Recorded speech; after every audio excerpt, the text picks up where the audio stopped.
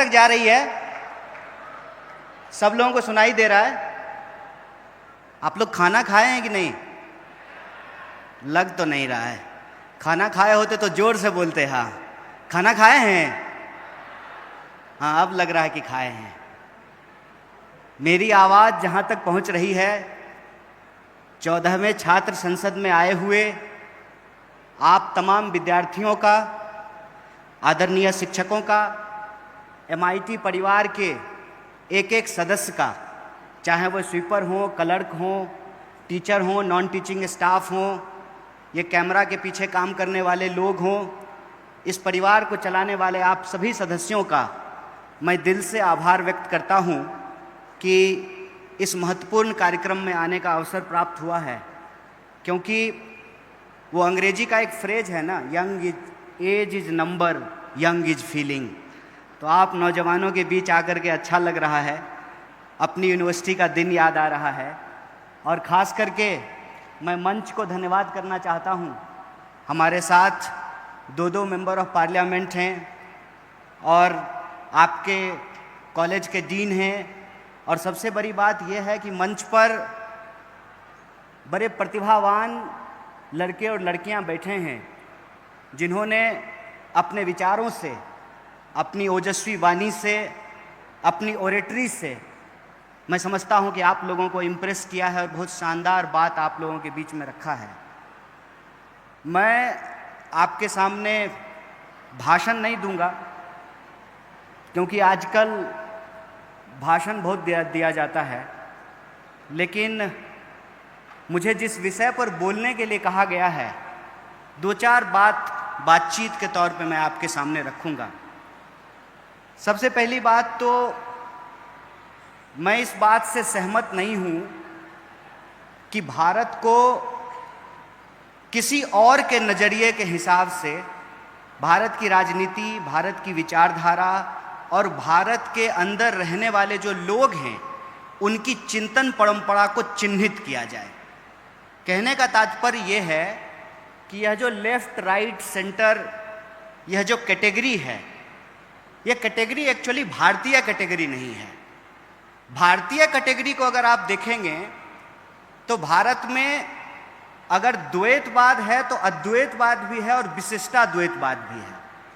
कहने का मतलब ये है कि एक ही व्यक्ति के अंदर कई गुण होते हैं और कई सारे अवगुण भी होते हैं। तो राजनीति में जब हम किसी चीज़ का विश्लेषण करने के लिए जा रहे हैं तो दो चीज़ का होना बहुत महत्वपूर्ण है। पहला है लेंस और दूसरा है लोकेशन। मतलब हम किस नज़रिए से किसी चीज़ को देख रहे हैं और वो चीज़ हम कहाँ से देख रहे हैं। जब तक इसका हम निर्धारण नहीं करेंगे तब तक ये कैटेगरी के आधार पर हम भारतीय समाज, भारतीय राजनीति और भारतीय इतिहास को समझने में गलती करेंगे। कहने का तात्पर्य ये है कि आजकल ना, जब आप पॉलिटिकल नैरेटिव को सुनेंगे या किसी मंच पर जाएंगे, किसी टीवी डिबेट में जाएंगे, किसी क्लासरूम में अगर आप किसी टीचर को सुनेंगे तो आपको ये महसूस होगा कि किसी के लिए राजनीति मैथमेटिक्स है। जब वोटों का परसेंटेज निकाला जाता है, किस जाति का कितना वोट है, किस धर्म का कितना वोट है, तो किसी के लिए पॉलिटिक्स मैथमेटिक्स है, किसी के लिए पॉलिटिक्स केमिस्ट्री है कि इस जात को इस जात से जोड़ देंगे, जैसे लैब में बैठ करके हम लोग कोई पॉलिटिक्स खड़ा कर देंगे। और किसी के लिए पॉलिटिक्स इकोनॉमी है, कितना पैसा खर्चा होगा, धन कहाँ से आएगा, चंदा कहाँ से आएगा। और आजकल चल भी यही रहा है, तुम मुझे चंदा दो मैं तुम्हें धंधा दूंगा, आप मुझसे चंदा लीजिए, फिर जब हमारी सरकार आ जाएगी तो हम आपको धंधा दे देंगे। चल भी यही रहा है। तो अगर आप इस देश का लीडर बनना चाहते हैं या as a political science student आप इस देश को समझना चाहते हैं, और जो एफर्ट है MIT का कि हमको पढ़ा लिखा नेतृत्व खड़ा करना है, तो सबसे पहले आपको ये समझना पड़ेगा कि राजनीति है क्या। जब तक राजनीति समझ में नहीं आएगी, ये लेफ्ट, राइट, सेंटर ये भी समझ में नहीं आएगा। तो राजनीति क्या है? राजनीति देखिए सिंपल, समाज में जैसे संरचना होती है, घर होता है, परिवार होता है, धर्म होता है, जाति होता है, पहचान होती है, उसी तरह से राजनीति भी एक संरचना होती है। और उस संरचना के दो तरह के लोग होते हैं, एक जो उस संरचना से लाभ ले रहे हैं और एक जो उस संरचना के पीड़ित हैं। अगर आपको उस संरचना से लाभ मिल रहा है तो आप उस संरचना की अच्छाइयों को देखेंगे। अगर उस संरचना से आप पीड़ित हैं तो आप उस संरचना के खिलाफ अपने सवाल को उठाएंगे, अपनी आवाज को मुखर करेंगे।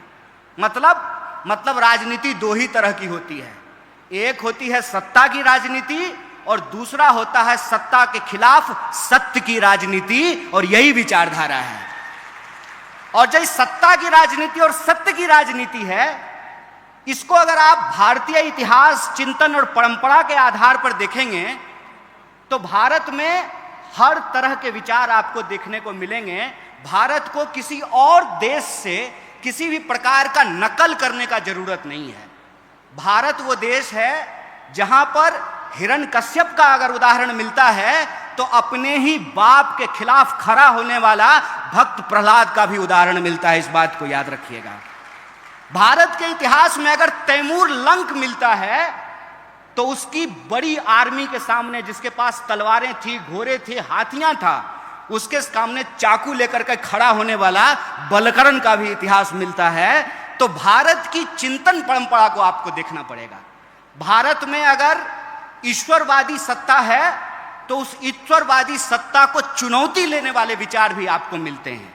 फर्ज कीजिए, चांद तो वही है ना भैया, जिसको आप करवा चौथ में भी चलनी लेकर के देखते हैं और ईद में भी देखते हैं। चांद को थोड़ी पता है कि धरती पर उसके नाम से लोग लड़ रहे हैं। वो तो करवा चौथ में भी देखा जा रहा है और ईद में भी देखा जा रहा है। इसका फैसला आपको करना है कि आपको समाज में किस संरचना का निर्माण करना है। अगर आपको समाज में बराबरी की संरचना का निर्माण करना है तो भारत में उसकी चिंतन परंपरा को आपको ढूंढ करके लाना पड़ेगा। और भारत में समानता, एकता, न्याय, बराबरी, इसकी चिंतन परंपरा यह है कि आपको कबीर के पास जाना पड़ेगा, आपको नानक के पास जाना पड़ेगा, आपको बुद्ध के पास जाना पड़ेगा, आपको शिवाजी के पास जाना पड़ेगा, आपको अन्ना भाऊ साठे के पास जाना पड़ेगा। क्या कहते हैं कबीर? कबीर कहते हैं कि काकर पाथर छाड़ी के माजिद लियो बनाए, तापर मुल्ला बांग दे बहरो भयो खुदाए। ये होता है सत्ता को चुनौती देना। सत्ता कितने प्रकार की है? सत्ता जाति की हो सकती है, सत्ता धर्म का हो सकता है, सत्ता पितृ सत्ता की हो सकती है, सत्ता अर्थ का हो सकता है। कहते हैं ना कि ये दुनिया है काला बाजार की, पैसा बोलता है, पैसे से हर चीज खरीदा जा रहा है।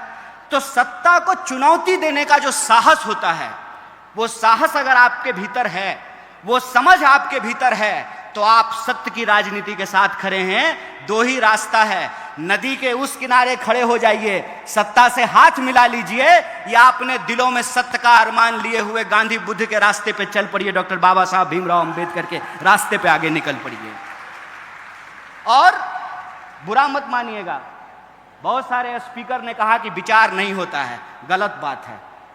अगर विचार नहीं होता है तो आप में और कुत्ता में कोई फर्क नहीं है। इस बात को याद रखिएगा। विचार होता है, विचार के बिना आपके भीतर प्रश्न पूछने की क्षमता नहीं आती है, सत्य को चुनौती देने की क्षमता नहीं आती है, सत्ता से टकराने का साहस आपको नहीं होता है। विचार होता है, नजरिया होता है, तभी आपको नजर आता है। चलिए हमारे साथ ताजमहल, ताजमहल हमारे साथ देखने चलिए, आपको खूबसूरती दिखाई देगी। हमको दिखाई देगा कि बड़े मजदूरों का शोषण किया गया, उसको पेमेंट नहीं किया गया, उसको वेज नहीं दिया गया है। एक ही चीज है, उसको आप किस नजरिए से देखते हैं, ये नजरिए पे निर्भर करता है। और मुझे बताइए, गन्ने को यदि चना कहने लगे तो चने गन्ने जैसा स्वाद तो नहीं देने लगेगा ना। सिर्फ नाम बदल देने से क्या होगा? लड़ाई हमेशा सत्य और सत्ता की रहती है, और सत्य और सत्ता दोनों बदलते रहता है। ऐसा नहीं है कि ये हमेशा अस्थायी रहता है। सत्ता भी बदलता है और सत्य भी बदलता है। सत्ता का परिवर्तन भी होते रहता है, उसके अनुसार सत्य का भी परिवर्तन होते रहता है। और हम किस काल खंड में पैदा हुए हैं, इससे हमारी विचारधारा तय होती है। जैसे एग्जाम आप देखिए करवा चौथ को चलनी लेकर के, आप देखिए ईद पर चांद को, लेकिन जब एग्जाम होगा यूपीएससी का और पूछा जाएगा कि चंद्रग्रहण कैसे लगता है, तो ये लिख करके आइएगा कि केतु और राहु की वजह से होता है, तो एग्जाम में आप फेल हो जाइएगा। इस बात को याद रखिएगा। विज्ञान से पहले तर्क है, और तर्क की अगर आप बात करेंगे तो इस देश में तर्क रहा है, और तर्क ने हर प्रकार की सत्ता को चुनौती दिया है। वही कबीर जो लिखते हैं कि काकर पातर छारी के माजिद लियो बनाए, तापड़ मुल्ला बांग दे बहरो भयो खुदाए। वही कबीर लिखते हैं कि पाथर पूजे हरि मिले तो मैं पूजूं पहाड़। वही कबीर लिखते हैं, वही नानक लिखते हैं, वही बुद्ध लिखते हैं, वही इस देश के जन कवि लिखते हैं। और कवि दो तरह के होते हैं, इस बात को याद रखिएगा। जैसे मैं कहता हूं कि राजनीतिक व्यक्ति दो तरह का होता है, उसी तरह से कवि भी दो तरह के होते हैं। एक कवि वो होता है जो राजा के दरबार में बैठ करके राजा के लिए भजन गाता है। दूसरा कवि वो होता है जो जनता के बीच में जनसंघर्षों का गीत गाता है। इसका चुनाव आपको करना है, इसका चुनाव आपको करना है कि आप किसके साथ खड़े हैं। लेकिन याद रखिएगा, किसी भी वस्तु को उठा करके जब आप फेंकते हैं तो ये उस वस्तु के वजन और उसके वॉल्यूम पर निर्भर करता है, उसके मास और वेट पर निर्भर करता है कि वो कितनी दूर जाएगा। आप सामाजिक व्यवस्था में, आर्थिक व्यवस्था में, सांस्कृतिक व्यवस्था में, राजनीतिक व्यवस्था में कहां खड़े हैं, वहीं से आपका विचार तय होता है। अगर आप शोषित वर्ग से आते हैं तो आप शोषण के खिलाफ अपनी आवाज को मुखरता से बोलेंगे, क्योंकि याद रखिएगा, होमो सेपियंस होने की बुनियादी जरूरत यह है कि अगर हम रोते नहीं हैं तो हमारी मां को भी नहीं पता चलता है कि हमको भूख लगी है, वो हमको दूध नहीं पिला पाती है। हमारा इतिहास क्या है, हमारा धर्म क्या है, हमारी संस्कृति क्या है, हमारा दर्शन क्या है, हमारा तर्क क्या है और हमारा विज्ञान कहां जा रहा है, इसका मूल्यांकन करना बहुत जरूरी है। और अगर आप इस देश का नेतृत्व करना चाहते हैं तो इस बात को याद रखिएगा कि आपके भीतर विज्ञान की भी समझ होनी पड़ेगी। अगर आपके पास विज्ञान का समझ नहीं है तो संसद में बैठ करके आप कौन सा पॉलिसी बनाएगा, हमको बता दीजिए। जो फिजिक्स पढ़ा ही नहीं है, जिसको मालूम ही नहीं है कि न्यूटन के फिजिक्स में, आइंस्टाइन के फिजिक्स में और क्वांटम फिजिक्स में क्या डिफरेंस है, उसको नैनो टेक्नोलॉजी नहीं पता चलेगा, उसको एआई नहीं पता चलेगा, इंजन का डिसइंटीग्रेशन कैसे हो रहा है उसको नहीं पता चलेगा। इसीलिए पर्यावरण को बचाने के लिए जो नीतियां बनानी है वो नीतियां वो नहीं बना पाएगा। इसीलिए वो इकोलॉजी के सवाल को अपने पॉलिटिक्स में शामिल नहीं कर सकता है। इसीलिए एक अगर आप राजनेता होना चाहते हैं तो सबसे पहले आपके भीतर तर्कपूर्ण वैज्ञानिक दृष्टिकोण होना चाहिए, और दूसरा आपको इतिहास की समझ होनी चाहिए। अगर आपको इतिहास की समझ है तो आप यह बात बखूबी समझते हैं कि राजा आपस में लड़ते थे, जनता नहीं लड़ती थी। राजा के हार या जीत जाने से जनता का भला नहीं होता था। जनता का भला आपको मालूम है कब हुआ? आजादी के आंदोलन से, उस गर्भ से। अगर आप इस देश में सत्य की राजनीति का इतिहास ढूंढ करके निकालेंगे तो आपको पता चलेगा कि इस देश में theory of emancipation against the establishment, 3 तरह की धाराएं आपको देखने को मिलेगी। पहली धारा बहुजनवादी धारा है, जिसमें आप फूले का नाम ले सकते हैं, जिसमें आप संभाजी महाराज का नाम, साहू जी महाराज का नाम, डॉक्टर बाबा साहब भीमराव अंबेडकर का नाम, बिरसा का नाम, तमाम सिद्धो कानों का इतिहास जो है आप उसके अंतर्गत देख सकते हैं। दूसरी जो धारा है वो है समाजवादी धारा, जिसमें आप तमाम समाजवादी नेताओं के रोल को देख सकते हैं, उनके कंट्रीब्यूशन को नेशन बिल्डिंग में देख सकते हैं। और तीसरा है साम्यवादी धारा। अगर ये तीनों धाराएं नहीं होती उस स्वतंत्रता आंदोलन के गर्भ में, तो जब देश आजाद हुआ 1947 में, तो कॉन्ट्रैक्ट के तहत भारत का संविधान इस देश की सर्वस्व जनता को स्वीकार नहीं होता। और एक जनता मतलब एक वोट, मतलब जो हवाई जहाज से उड़ेगा उसका भी वोट एक, और जो पैदल चलेगा उसका भी वोट एक होगा। यह सुनिश्चित किया गया है इस देश के संविधान से। देखिए, हमारे हाथ में हो, किसी व्यक्ति के हाथ में हो, तो वो रोशनी का गलत विभाजन कर सकता है, वो रोशनी का गलत वितरण कर सकता है। लेकिन अगर सोशल कॉन्ट्रैक्ट के तहत यह बात स्वीकार की गई है कि हर अंधेरे कोने में रोशनी फैलाई जाएगी, तो उसी आधार पर भारतीय व्यवस्था का निर्माण किया जाएगा। और जब देश 47 में आजाद हुआ, संविधान सभा का गठन हुआ, 50 में जब संविधान लागू हुआ, तो आपको मालूम होना चाहिए कि इस देश में जाति व्यवस्था के खिलाफ जो हजारों साल का संघर्ष था, उसको एक जीत हासिल हुई, उसको एक मुकाम हासिल हुआ, और पहली बार ब्राह्मण और दलित को बराबर को वोट देने का अधिकार मिला। यह इस देश के संविधान से संभव हो पाया है। हमारी बहनें यहां बैठ करके शानदार भाषण दी हैं। मैं अपनी बहनों को बस एक बात कहना चाहता हूं, मेरी प्यारी बहनों, तुमको इस देश में वंश के नाम पर पेट में मार दिया जाता था, इस बात को याद रखना। तुमको पेट में मार दिया जाता था और तुमको अपने ही बाप को मुखाग्नि देने का अधिकार नहीं था, अपनी ही मां की चिता पे शामिल होने का तुमको अधिकार नहीं था। अगर तुम्हारा पति मर जाए तो तुमको जिंदा जला दिया जाता था, इस बात को याद रखना, क्योंकि तुमको जीने का अधिकार नहीं है, तुम विधवा हो चुकी हो। ये तमाम कानून इस देश में बदले गए और महिलाओं को भी पढ़ने का अधिकार मिले। उसके लिए सावित्रीबाई फूले ने संघर्ष किया और महिलाओं को पढ़ाया, और जब आज महिलाएं पढ़ी हैं तो उसका नतीजा है कि वो पढ़ा भी नहीं है और पढ़ भी नहीं है और मंच पे खड़ा होकर के आज भाषण दे रही हैं।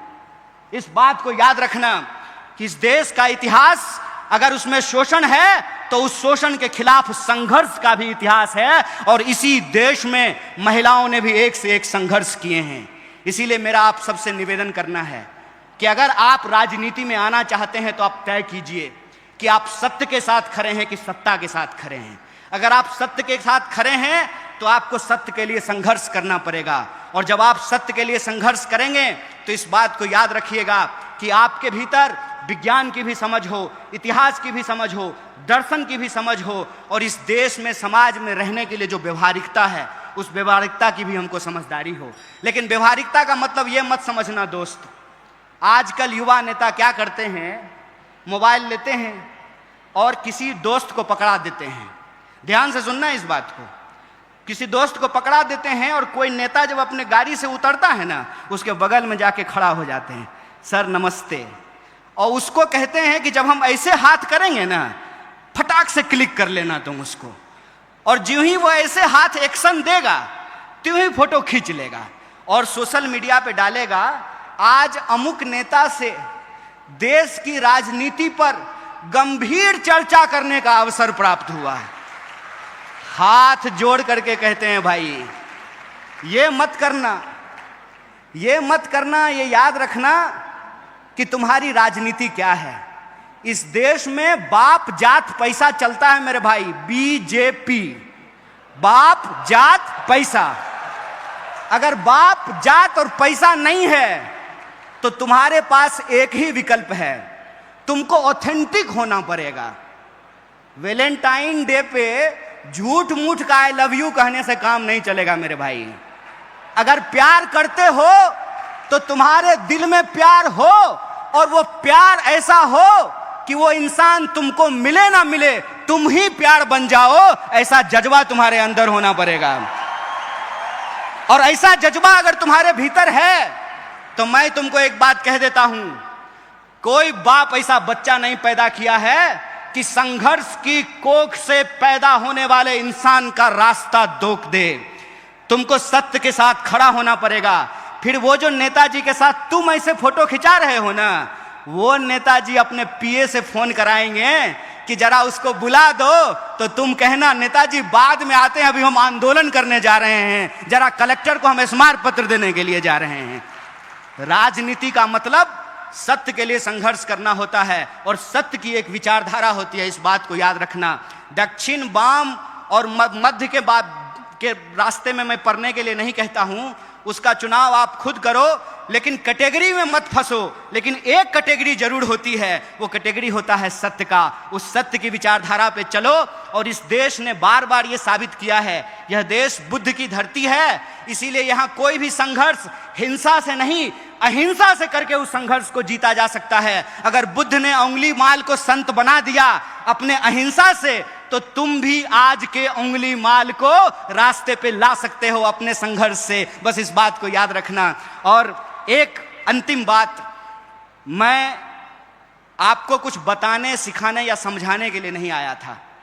मेरे पास जो अनुभव था और मैं आपके बीच में आकर के अपने कॉलेज के दौर को याद करने लगा तो जो मेरा अनुभव था मैंने आपके सामने साझा कर दिया।